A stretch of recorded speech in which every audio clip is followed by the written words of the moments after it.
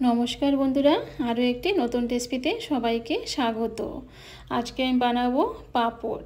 তো আমি এখানে নিয়েছি হাফ কাপ ময়দা, আর দিয়ে দিলাম হাফ কাপ চালের গুঁড়ো, আর দিয়ে দিলাম স্বাদ মতো লবণ।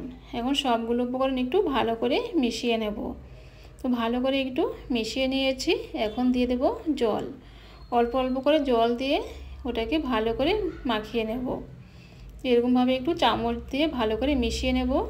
তো আরও একটু জল দিয়ে দেব। তো জল দিয়ে ওটাকে ভালো করে মিশিয়ে নেব। তো আমি এখন হাত দিয়ে ভালো করে ওটাকে মেখে নেব। তো হাত দিয়ে কিন্তু আমি ভালো করে একটু মেখে নিয়েছি। এখন ওটাকে আমি 3 ভাগ করে নেব। তো দেখুন বন্ধুরা, ওটাকে কিন্তু আমি 3 ভাগ করে নিয়েছি। এখন দিয়ে দেব সামান্য ফুড কালার। এখানে দিয়ে দিলাম yellow food colour, green food colour, আর এখানে দিয়ে দিলাম রেড ফুড কালার। এখন এগুলোকে একটু ভালো করে মিশিয়ে নেব। তো ইয়েলো ফুড কালারটা কিন্তু ভালো করে মিশিয়ে নিয়েছি। তো ওটা কিন্তু একটু অনেকটাই লুজ হয়েছে, তো ওটাকে একটু টাইট করতে হবে। তো আমি আরও একটু চালের গুঁড়ো দিয়ে সবগুলো কিন্তু আরও একটু ভালো করে মেখে আর একটু টাইট করে নেব, নয়তো হাতে লেগে যাচ্ছে। তো দেখুন বন্ধুরা, এগুলোতে কিন্তু আমি আরও একটু চালের গুঁড়ো দিয়ে ভালো করে মেখে নিয়েছি। তো ওটা কিন্তু অনেকটাই আগে থেকে অনেকটাই টাইট হয়ে গেছে। এখন এগুলোকে এখানে নিয়েছি একটা ছিদ্রযুক্ত থালা, সেই থালাতে রেখে দিলাম। এখন এগুলোকে আমি স্টিম করে নেব। তো এখানে একটা পাত্র বসিয়ে দিয়েছি আর জল বসিয়ে দিয়েছি। এখন আমি ওটাকে রেখে দিলাম।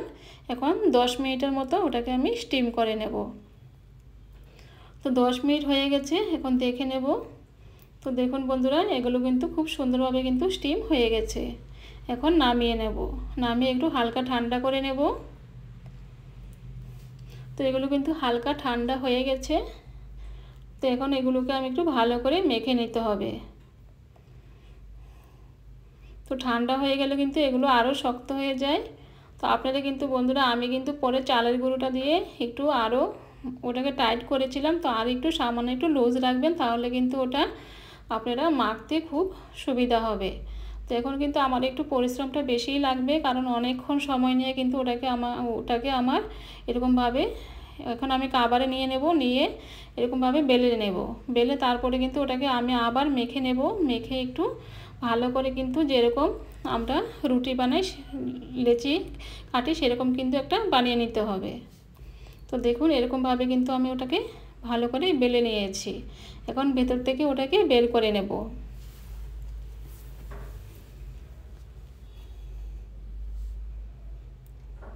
তো আমি ভেতর থেকে ওটাকে বের করে নিলাম। এখন ওটাকে হাত দিয়ে আরও ভালো করে ওটাকে অনেকক্ষণ সময় লাগে কিন্তু একটু ভালো করে এরকমভাবে মেখে নিতে হবে। একদম যেরকম আমরা রুটির জন্য লেচি বানাই সেরকমই কিন্তু বানাতে হবে। ওটা কিন্তু অনেকটাই শক্ত ছিল, এখন কিন্তু আমি ওটাকে অনেকটাই নরম করে দিয়েছি। তো এরকমভাবে রুটির মতো করে বেলে নেব। তো আপনারা কিন্তু একটু তেল লাগিয়ে নেবেন নিচের দিকে, তাহলে কিন্তু ওটা লাগবে না। তো এখন আমি যে সাইডগুলো আছে সেই সাইডগুলোকে কেটে বাদ দিয়ে দেব। তো নিচের দিকে উপর দিকে চারদিকে কিন্তু আমি এরকমভাবে সাইডগুলোকে কেটে আলাদা রেখে দেব।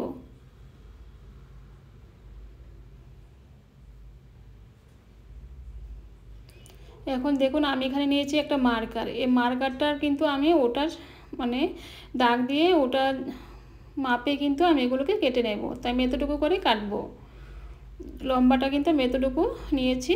তো আমি কিন্তু দাগ দিয়ে দিয়েছি, সেই দাগের বরাবর কিন্তু আমি এরকমভাবে কেটে নেব। তো আবার আমি এরকমভাবে মাপ দিয়ে নেব। তো এখানে আবার দাগ দিয়ে দিলাম, এই দাগে কিন্তু কেটে নেব। তো সবগুলো কিন্তু একই মাপের হবে।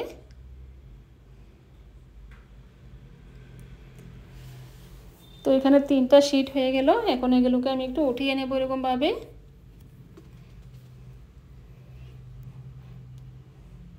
এখন আমি যে মার্কারটা আছে সে মার্কারটার মধ্যে এরকমভাবে দিয়ে ওটাকে রোল করে নেব।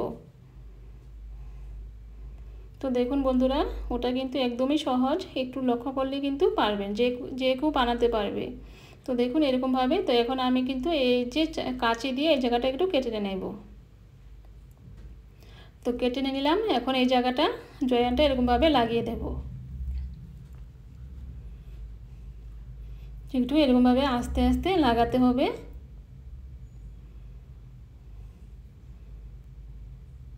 তো এরকম এখন লাগিয়ে নিয়েছি, এখন ওটাকে বের করে নেব। তো দেখুন বন্ধুরা, এরকম একটু ঘুরিয়ে দিলেই কিন্তু ওটা সুন্দরভাবে বেরিয়ে যাবে। তো দেখুন কত সুন্দর একটা হয়ে গেল। এখন যে একটু এরকমভাবে একটু ছোটো বড়ো আছে সেগুলোকে কেটে এরকমভাবে বাদ দিয়ে দেবো। তো একটু বড় থাকলে সাইডটা একটু অন্যরকম থাকলে যেরকম একটু এদিক সেদিক হয়, উঁচু নিচু হয়, সেদিকটা কিন্তু একটু কেটে দিলেই হবে। এখন আরও একটি দেখিয়ে দিচ্ছি। এরকমভাবে নেব, নিয়ে তারপরে এই জায়গাটা কাঁচি দিয়ে কেটে নেব। এখন যে জয়েন্ট আছে সেই দিকটা এরকমভাবে বন্ধ করে দেব। তো এরকমভাবে বন্ধুরা আমি সবগুলো কিন্তু বানিয়ে নেব। তো আরও একটি কিন্তু হয়ে গেছে। তো কত সুন্দর বেরিয়ে আসছে দেখুন বন্ধুরা। তো ওটাকেও কিন্তু একটু কাঁচি দিয়ে এই জায়গাটা কেটে নেব।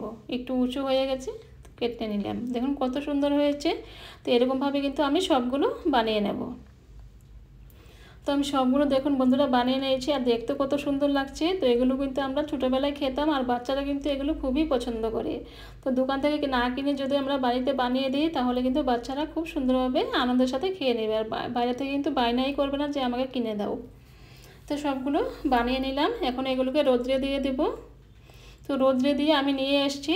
তো দেখুন বন্ধুরা, 2 দিন কিন্তু সময় লেগেছে, রোদ্রে দিয়েছি, রোদ্রে দিয়ে কিন্তু শুকিয়ে নিয়েছি। তো এগুলো কিন্তু আগে থেকে অনেকটাই আরও পাতলা ছোটো হয়ে গেছে।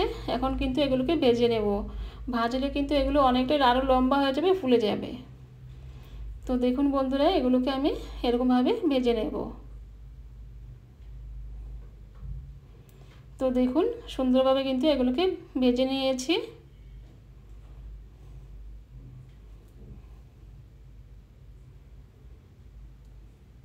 তো এগুলো ভাজা হয়ে গেছে, এখন উঠিয়ে নেব।